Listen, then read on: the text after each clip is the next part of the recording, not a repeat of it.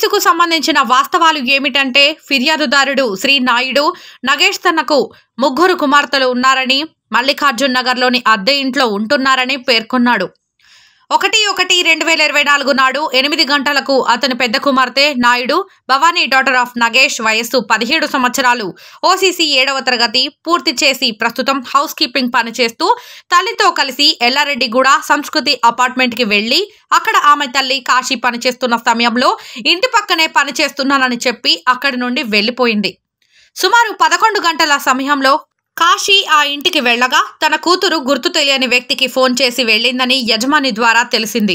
ఈ విషయం తెలిసి ఫిర్యాదుదారు ఆమె కోసం సమీపంలోని ప్రదేశాలలో మరియు బంధువుల ఇళ్లలో వెతకడం ప్రారంభించాడు. కానీ ఫలించలేదు.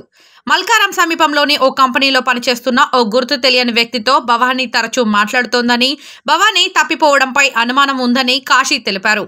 అందువల్ల తగు చర్యలు తీసుకోవాలని ఫిర్యాదుదారు కోరారు.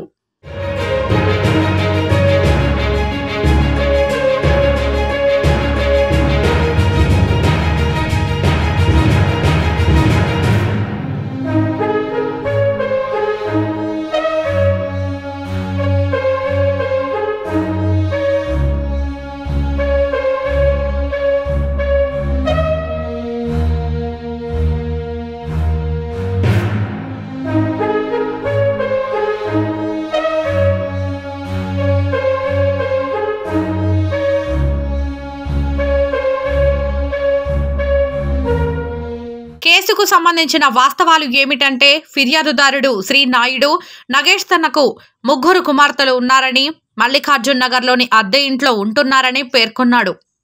1/1/2024 నాడు 8 గంటలకు అతని పెద్ద కుమార్తె నాయుడు భవానీ డాటర్ ఆఫ్ నగేష్ వయస్సు 17 సంవత్సరాలు ఓసీసీ 7వ తరగతి పూర్తి చేసి ప్రస్తుతం హౌస్ కీపింగ్ పనిచేస్తూ తల్లితో కలిసి ఎల్లారెడ్డిగూడ సంస్కృతి అపార్ట్మెంట్ కి వెళ్లి అక్కడ ఆమె తల్లి కాశీ పనిచేస్తున్న సమయంలో ఇంటి పక్కనే పనిచేస్తున్నానని చెప్పి అక్కడి నుండి వెళ్లిపోయింది. సుమారు 11 గంటల సమయంలో కాశీ ఆ ఇంటికి వెళ్లగా తన కూతురు గుర్తు తెలియని వ్యక్తికి ఫోన్ చేసి వెళ్లిందని యజమాని ద్వారా తెలిసింది. ఈ విషయం తెలిసి ఫిర్యాదుదారు ఆమె కోసం సమీపంలోని ప్రదేశాలలో మరియు బంధువుల ఇళ్లలో వెతకడం ప్రారంభించాడు. కానీ ఫలించలేదు. మల్కారం సమీపంలోని ఓ కంపెనీలో పనిచేస్తున్న ఓ గుర్తు తెలియని వ్యక్తితో భవానీ తరచూ మాట్లాడుతోందని, భవానీ తప్పిపోవడంపై అనుమానం ఉందని కాశీ తెలిపారు. అందువల్ల తగు చర్యలు తీసుకోవాలని ఫిర్యాదుదారు కోరారు.